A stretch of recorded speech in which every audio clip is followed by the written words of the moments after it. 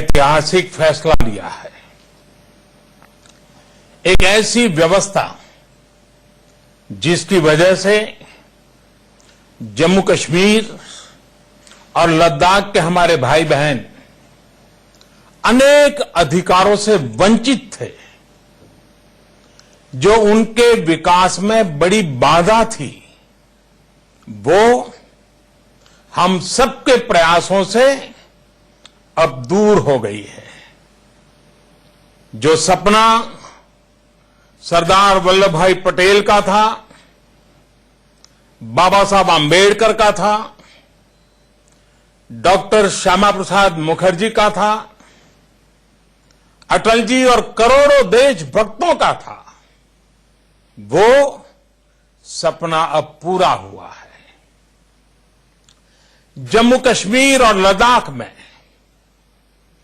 एक नए युग की शुरुआत हुई है।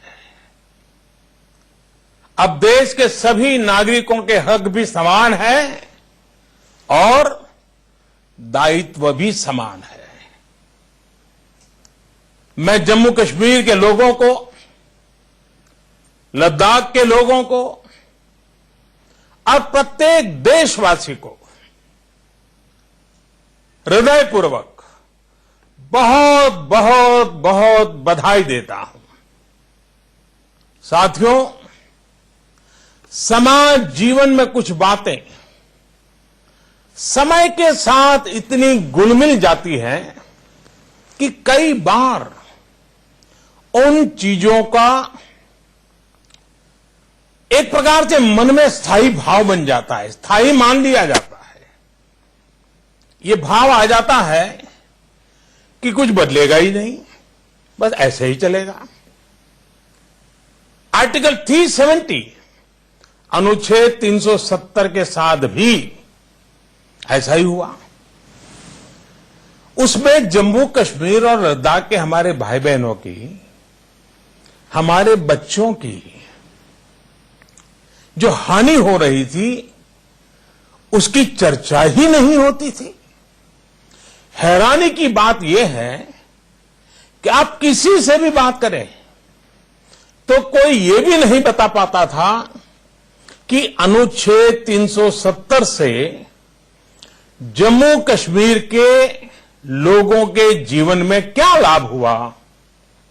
भाई और बहनों, आर्टिकल 370 और 35A ने जम्मू कश्मीर को अलगाववाद, आतंकवाद, परिवारवाद और व्यवस्थाओं में बड़े पैमाने पर फैले भ्रष्टाचार के अलावा कुछ नहीं दिया। इन दोनों अनुच्छेद का देश के खिलाफ कुछ लोगों की भावनाएं भड़काने के लिए पाकिस्तान द्वारा एक शस्त्र के तौर पर इस्तेमाल किया जा रहा था। इसकी वजह से पिछले 3 दशक में लगभग 42,000 निर्दोष लोग, 42,000, यह आंकड़ा किसी की भी आंख में से आंसू ला देता है। 42,000 निर्दोष लोगों को अपनी जान गंवानी पड़ी। जम्मू कश्मीर और लद्दाख का विकास उस गति से नहीं हो पाया जिसका वो हकदार था। अब व्यवस्था की एक कमी दूर होने से जम्मू कश्मीर और लद्दाख के लोगों का वर्तमान तो सुधरेगा ही, उनका भविष्य भी सुरक्षित होगा। साथियों, हमारे देश में कोई भी सरकार हो, वो संसद में कानून बनाकर देश की भलाई के लिए काम करती है। किसी भी दल की सरकार हो, किसी भी गठबंधन की सरकार हो, ये कार्य निरंतर चलता रहता है। कानून बनाते समय संसद में काफी बहस होती है, संसद के बाहर भी बहुत चर्चा होती है, चिंतन मनन होता है। उसकी आवश्यकता, उसके प्रभाव को लेकर गंभीर पक्ष रखे जाते हैं। इस प्रक्रिया से गुजरकर जो कानून बनता है वो पूरे देश के लोगों का भला करता है। लेकिन कोई कल्पना नहीं कर सकता कि संसद इतनी बड़ी संख्या में कानून बनाए और वो कानून देश के एक हिस्से में लागू ही ना हो। यहां तक कि पहले की जो सरकारें एक कानून बनाकर वाहवाही लूटती थी, वो भी ये दावा नहीं कर पाती थी कि उनका बनाया कानून जम्मू कश्मीर में भी लागू होगा। जो कानून देश की पूरी आबादी के लिए बनता था, उसके लाभ से जम्मू कश्मीर के 1.5 करोड़ से ज्यादा लोग वंचित रह जाते थे। सोचिए, देश के अन्य राज्यों में बच्चों को शिक्षा का अधिकार है, लेकिन जम्मू कश्मीर के बच्चे इससे वंचित थे। क्या गुनाह है उन बच्चों का? देश के अन्य राज्यों में बेटियों को जो सारे हक मिलते हैं, वो सारे हक जम्मू कश्मीर की बेटियों को नहीं मिलते थे। देश के अन्य राज्यों में सफाई कर्मचारियों के लिए सफाई कर्मचारी एक्ट लागू है, लेकिन जम्मू कश्मीर के सफाई कर्मचारी इससे वंचित थे, उनको यह हक नहीं दिया गया था। देश के अन्य राज्यों में दलितों पर अत्याचार रोकने के लिए सख्त कानून लागू है, लेकिन जम्मू कश्मीर में ऐसा नहीं था। देश के अन्य राज्यों में अल्पसंख्यकों के हितों की रक्षण के लिए माइनॉरिटी एक्ट लागू है, लेकिन जम्मू कश्मीर में ऐसा नहीं था। देश के अन्य राज्यों में मजदूरों के लिए, श्रमिकों के हितों की रक्षा के लिए मिनिमम वेजेस एक्ट लागू है, लेकिन जम्मू कश्मीर में काम करने वाले श्रमिकों को ये सिर्फ और सिर्फ कागजों पर ही लटका हुआ मिलता था। देश के अन्य राज्यों में चुनाव लड़ते समय एससी, एसटी, अनुसूचित जनजाति के भाइयों बहनों को आरक्षण का लाभ मिलता था, लेकिन जम्मू कश्मीर में ऐसा नहीं था। साथियों, अब आर्टिकल 370 और 35A बीते हुए इतिहास की बात हो जाने के बाद उसके नकारात्मक प्रभावों से भी जम्मू कश्मीर जल्द बाहर निकलेगा, इसका मुझे पूरा विश्वास है। भाई और बहनों, नई व्यवस्था में केंद्र सरकार की यह प्राथमिकता रहेगी कि राज्य के कर्मचारियों को, जिसमें जम्मू कश्मीर की पुलिस भी शामिल है, उन सबको दूसरे केंद्र शासित प्रदेश के कर्मचारियों और वहां की पुलिस के बराबर की सुविधाएं मिले। अभी केंद्र शासित प्रदेशों में अनेक ऐसी वित्तीय सुविधाएं जैसे एलटीसी, हाउस रेंट अलाउंस, बच्चों की शिक्षा के लिए एजुकेशन अलाउंस, हेल्थ स्कीम जैसी अनेक सुविधाएं दी जाती हैं, जिनमें से अधिकांश जम्मू कश्मीर के कर्मचारियों को, पुलिस परिवारों को नहीं मिलती हैं। ऐसी सुविधाओं का तत्काल रिव्यू कराकर जल्द ही जम्मू कश्मीर के कर्मचारियों को, पुलिसों को, उनके परिवारजनों को ये सुविधाएं मुहैया कराई जाएगी। साथियों, बहुत जल्द ही जम्मू कश्मीर और लद्दाख में सभी केंद्रीय और राज्य के रिक्त पदों को भरने की प्रक्रिया शुरू की जाएगी। इससे स्थानीय नौजवानों को रोजगार के पर्याप्त अवसर उपलब्ध होंगे। साथ ही केंद्र सरकार की पब्लिक सेक्टर यूनिट्स और प्राइवेट सेक्टर की बड़ी कंपनियों को भी रोजगार के नए अवसर उपलब्ध कराने के लिए प्रोत्साहित किया जाएगा। इसके अलावा सेना और अर्ध सैनिक बलों द्वारा स्थानीय युवाओं की भर्ती के लिए रैलियों का आयोजन किया जाएगा।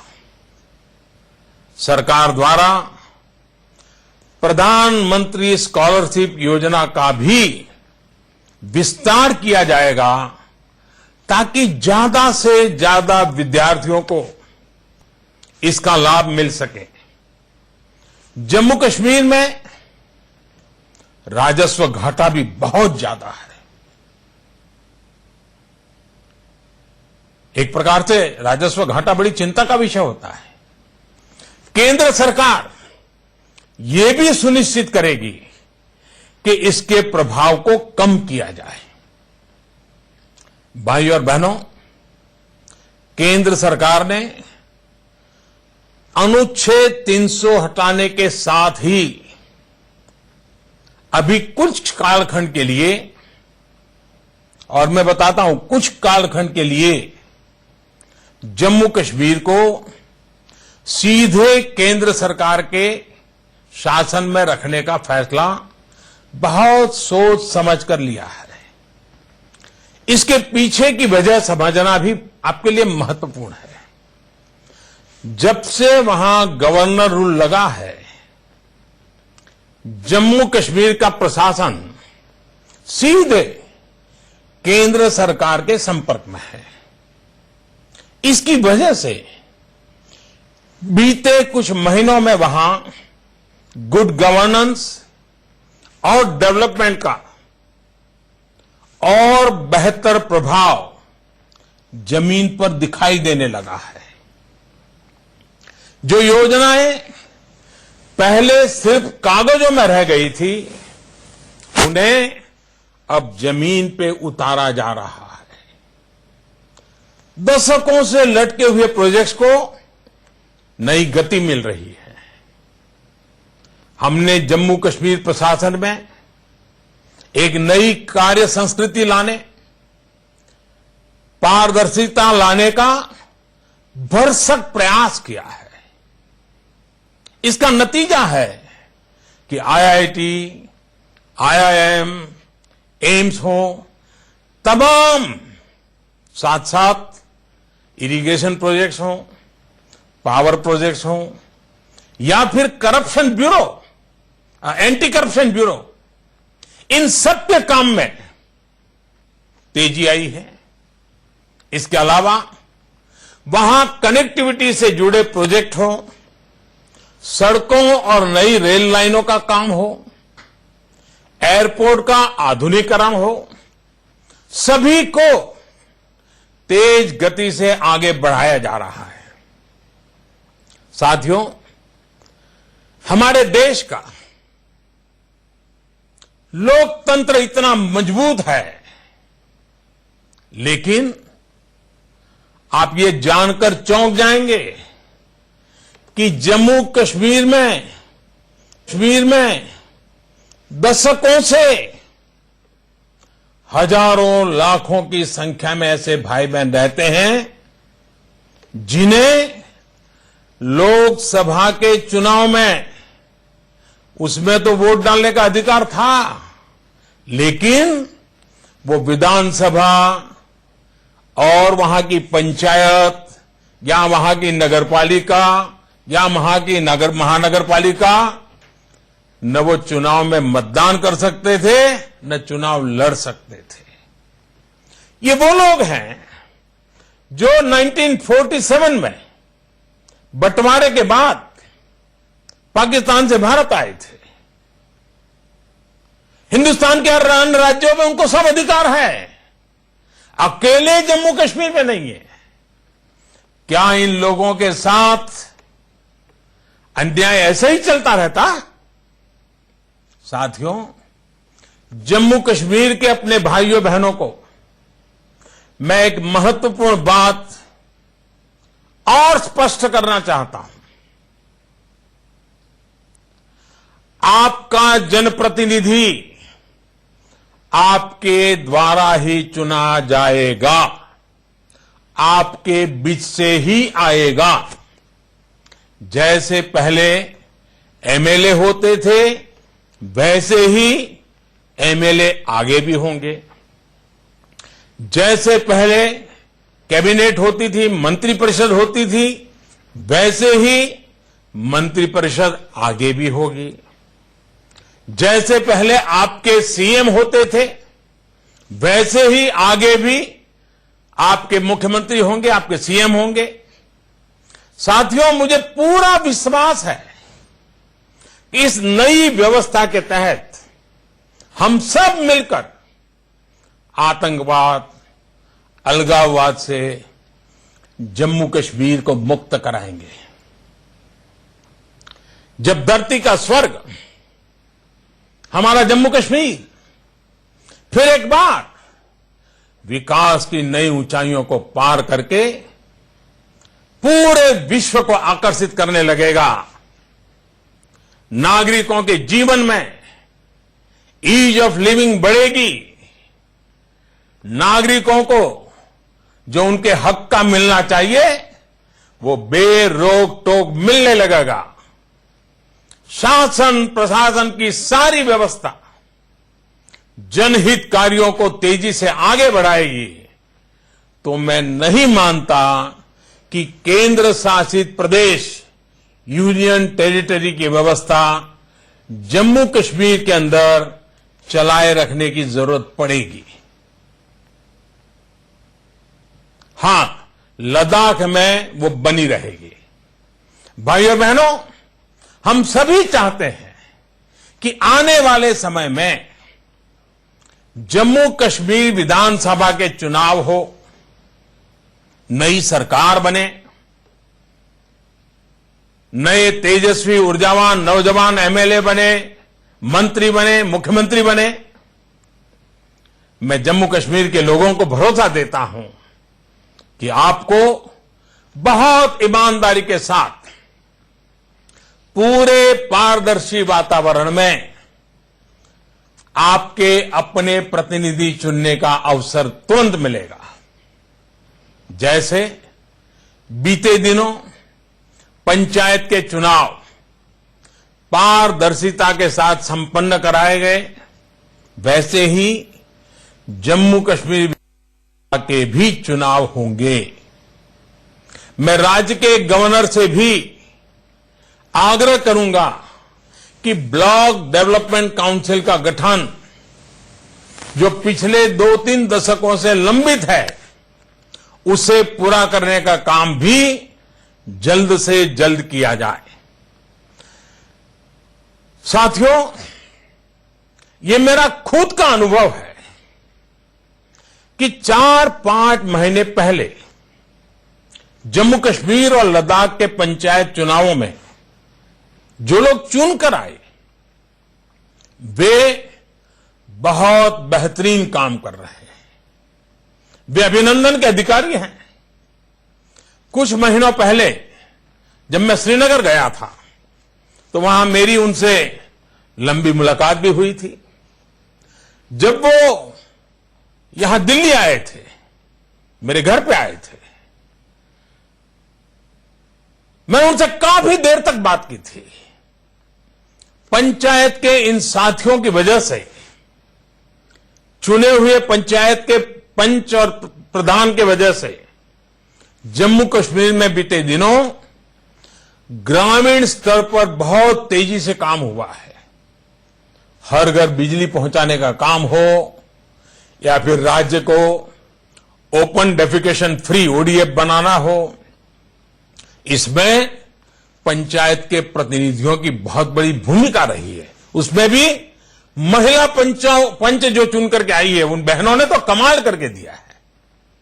मुझे पूरा विश्वास है कि अब अनुच्छेद 370 हटने के बाद जब इन पंचायत सदस्यों को नई व्यवस्था में काम करने का मौका मिलेगा तो वो कमाल कर देंगे। ये मैंने देखा है और मेरा विश्वास है, मुझे पूरा विश्वास है कि जम्मू कश्मीर की जनता अलगाववाद को परास्त करके नई आशाओं के साथ, नई ऊर्जा के साथ, नए सपनों के साथ आगे बढ़ेगी।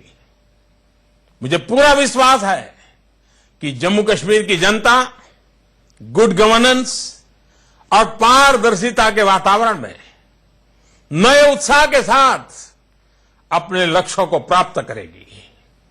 साथियों, दशकों के परिवारवाद ने जम्मू कश्मीर के मेरे युवाओं को नेतृत्व का अवसर ही नहीं दिया। अब मेरे युवा जम्मू कश्मीर के विकास का नेतृत्व करेंगे और उसे नई ऊंचाइयों पर ले जाएंगे। मैं जम्मू कश्मीर और लद्दाख के नौजवानों, वहां की बहन बेटियों से विशेष आग्रह करूंगा कि अपने क्षेत्र के विकास की कमान आगे आइए, खुद संभालिए। साथियों, जम्मू कश्मीर और लद्दाख में दुनिया का सबसे बड़ा टूरिस्ट डेस्टिनेशन बनने की क्षमता है। इसके लिए जो वातावरण चाहिए, शासन प्रशासन में जो बदलाव चाहिए, वो किए जा रहे हैं। लेकिन मुझे इसमें हर देशवासी का साथ चाहिए, हर हिंदुस्तानी का साथ चाहिए। एक जमाना था जब बॉलीवुड की फिल्मों की शूटिंग के लिए कश्मीर पसंदीदा जगह थी। उस दौरान शायद ही कोई फिल्म बनती हो जिसकी कश्मीर में शूटिंग न होती हो। अब जम्मू कश्मीर में स्थितियां सामान्य होंगी तो देश ही नहीं, दुनिया भर के लोग वहां फिल्मों की शूटिंग करने आएंगे। हर फिल्म अपने साथ कश्मीर के लोगों के लिए रोजगार के नए अनेक अवसर भी लेकर आएगी। मैं Hindi film industry, Telugu film industry और तमिल फिल्म इंडस्ट्री और इससे जुड़े से लोगों से आग्रह करूंगा कि जम्मू कश्मीर और लद्दाख में निवेश के बारे में, फिल्म की शूटिंग से लेकर थिएटर और अन्य साधनों की स्थापना के बारे में जरूर सोचें, उसको प्राथमिकता दें। जो टेक्नोलॉजी की दुनिया से जुड़े लोग हैं, चाहे वो प्रशासन में हो या फिर प्राइवेट सेक्टर में, उनसे भी मेरा आग्रह है कि अपनी नीतियों में, अपने फैसलों में इस बात को प्राथमिकता दें कि जम्मू कश्मीर में कैसे टेक्नोलॉजी का विस्तार किया जाए। वहां के नौजवान तेजस्वी हैं, ओजस्वी हैं, अंग्रेजी भाषा के साथ जुड़े हुए हैं। जब वहां डिजिटल कम्युनिकेशन को ताकत मिलेगी, जब वहां BPO centre, common service centre बढ़ेंगे, जितना ज्यादा टेक्नोलॉजी का विस्तार होगा उतना ही जम्मू कश्मीर के हमारे भाई बहनों का जीवन आसान होगा, उनकी आजीविका और रोजी रोटी कमाने के अवसर बढ़ेंगे। साथियों, सरकार ने जो फैसला लिया है वो जम्मू कश्मीर और लद्दाख के उन नौजवानों को भी मदद करेगा जो स्पोर्ट्स की दुनिया में आगे बढ़ना चाहते हैं। नई स्पोर्ट्स एकेडमीज, नए स्पोर्ट्स स्टेडियम, साइंटिफिक एनवायरनमेंट में ट्रेनिंग उन्हें दुनिया में अपना टैलेंट दिखाने में मदद करेगी और कश्मीर का बच्चा खेल के मैदान में दुनिया के अंदर हिंदुस्तान का नाम रोशन करेगा। ये ताकत वहां पड़ी है। साथियों, जम्मू कश्मीर के केसर का रंग हो या कहवा का स्वाद, सेब का मीठापन हो या खुबानी का रसीलापन, कश्मीरी शॉल हो या फिर कलाकृतियां, लद्दाख के ऑर्गेनिक प्रोडक्ट हो या हर्बल मेडिसिन, इसका प्रसार दुनिया भर में किए जाने की जरूरत है। मैं आपको एक उदाहरण देता हूं। लद्दाख में सोलो नाम का एक पौधा पाया जाता है। जानकारों का कहना है कि यह पौधा हाई एल्टीट्यूड पर रहने वाले लोगों के लिए, बर्फीली पहाड़ियों पर तैनात सुरक्षा बलों के लिए ये संजीवनी का काम करता है। कम ऑक्सीजन वाली जगह पर शरीर के इम्यून सिस्टम को संभाले रखने में इसकी बहुत बड़ी भूमिका है। सोचिए, ऐसी अद्भुत चीज दुनिया भर में बिकनी चाहिए कि नहीं बिकनी चाहिए? कौन हिंदुस्तानी नहीं चाहेगा? और साथियों, मैंने तो सिर्फ एक का ही नाम लिया है। ऐसे अनगिनत पौधे, हर्बल प्रोडक्ट जम्मू कश्मीर और लद्दाख में बिखरे पड़े हैं। उनकी पहचान होगी, उनकी बिक्री होगी तो इसका बहुत बड़ा लाभ वहां के लोगों को मिलेगा, विशेषकर वहां के किसानों को मिलेगा।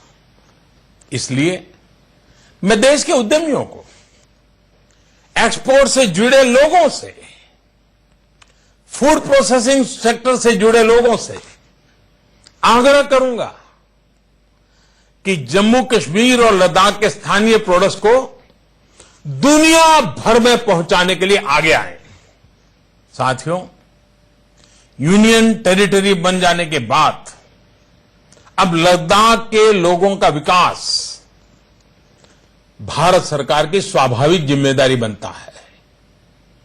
स्थानीय प्रतिनिधियों, लद्दाख और करगिल की डेवलपमेंट काउंसिल के सहयोग से केंद्र सरकार विकास की तमाम योजनाओं का लाभ अब और तेजी से पहुंचाएगी।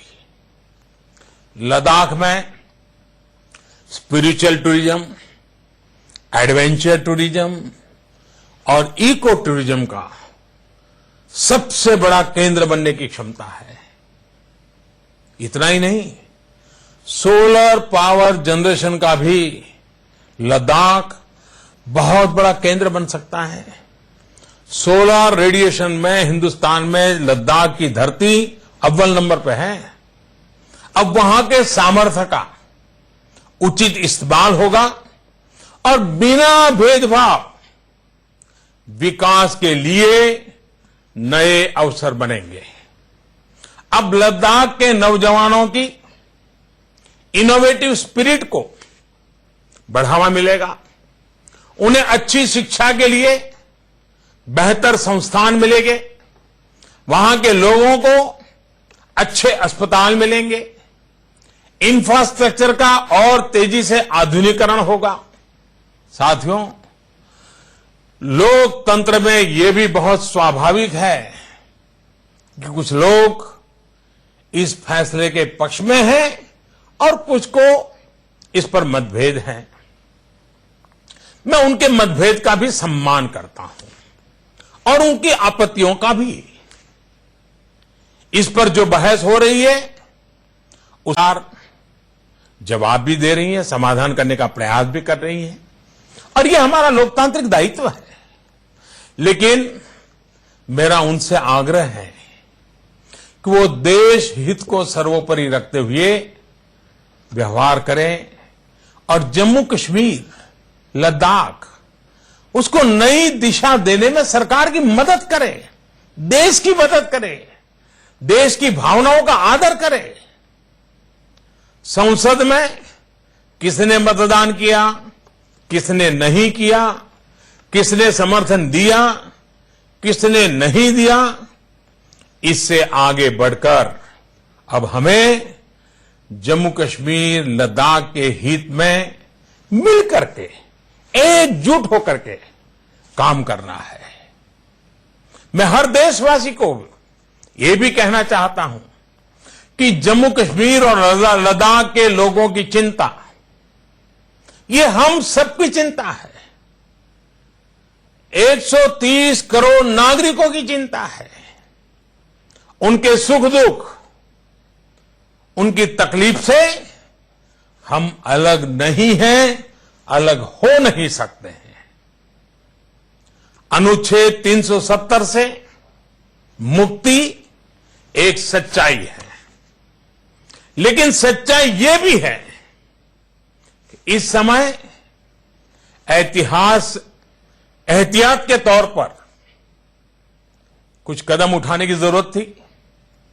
उन कदमों के कारण जो भी परेशानी हो रही है उसका मुकाबला भी वहीं के लोग कर रहे हैं, और वो भी सहयोग देकर के कर रहे हैं। कुछ मुट्ठी भर लोग जो वहां हालात बिगाड़ना चाहते हैं, उन्हें धैर्यपूर्वक जवाब भी वहां के ही हमारे भाई बहन दे रहे हैं। हमें यह भी नहीं भूलना चाहिए कि आतंकवाद और अलगाववाद को बढ़ावा देने की पाकिस्तानी साजिशों के विरोध में जम्मू कश्मीर के ही देशभक्त लोग डट करके खड़े हुए हैं। भारतीय संविधान पर विश्वास करने वाले हमारे ये सभी भाई बहन अच्छा जीवन जीने के अधिकारी हैं। उनके सपनों को साकार करने के लिए उनको मौका मिले, यह उनका हक है। हमें उन सब पर गर्व है। मैं आज जम्मू कश्मीर के इन साथियों को भरोसा देता हूं कि धीरे धीरे हालात सामान्य हो जाएंगे और उनकी परेशानी भी कम होती चली जाएगी। साथियों, ईद का मुबारक त्योहार भी नजदीकी है। ईद के लिए मेरी ओर से आप सभी को बहुत बहुत शुभकामनाएं। सरकार इस बात का ध्यान रख रही है कि जम्मू कश्मीर में ईद मनाने में लोगों को कोई परेशानी ना हो। हमारे जो साथी जम्मू कश्मीर से बाहर रहते हैं और ईद पर अपने घर वापस जाना चाहते हैं, उनको भी सरकार हर संभव मदद कर रही है। साथियों, आज इस अवसर पर मैं जम्मू कश्मीर के लोगों की सुरक्षा में तैनात अपने सुरक्षा बलों के साथियों का भी आभार व्यक्त करता हूं। प्रशासन से जुड़े सभी लोग, राज्य के सभी कर्मचारी और जम्मू कश्मीर पुलिस जिस तरह से स्थितियों को संभाल रही है, वो सचमुच में बहुत बहुत प्रशंसनीय है। आपके इस परिश्रम ने मेरा ये विश्वास और बढ़ाया है कि बदलाव हो सकता है, लोगों का भला हो सकता है। भाइयों और बहनों, जम्मू कश्मीर हमारे देश का मुकुट है। हम बचपन से सुनते आए हैं, गर्व करते आए हैं। इसकी रक्षा के लिए जम्मू कश्मीर के अनेकों वीर बेटे बेटियों ने अपना बलिदान दिया है, अपना जीवन दांव पर लगाया है।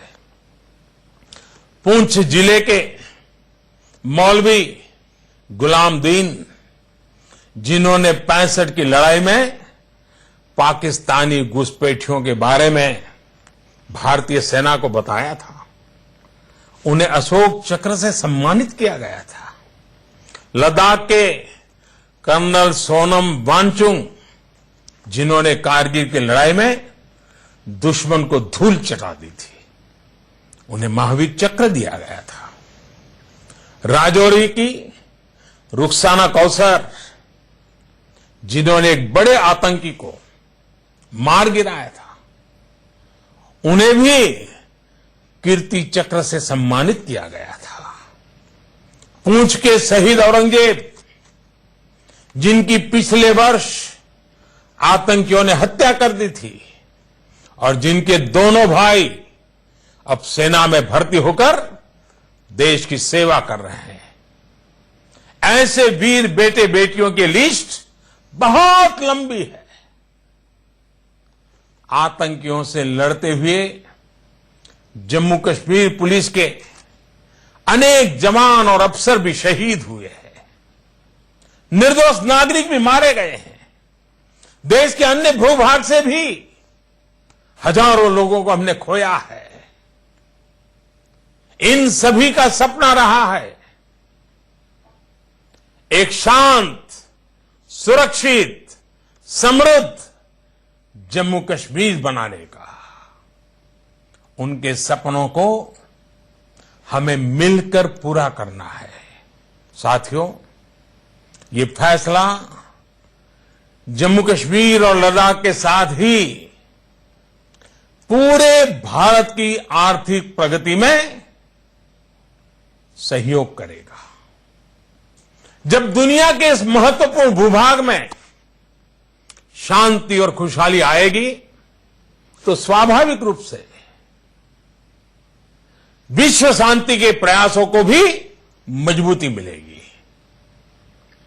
मैं जम्मू कश्मीर के अपने भाइयों और बहनों से, लद्दाख के अपने भाइयों और बहनों से आह्वान करता हूं, आइए हम सब मिलकर दुनिया को दिखा दें इस क्षेत्र के लोगों का सामर्थ्य कितना ज्यादा है, यहां के लोगों का हौसला, उनका जज्बा कितना ज्यादा है। आइए हम सब मिलकर नए भारत के साथ हम नए जम्मू कश्मीर और नए लद्दाख का भी निर्माण करें।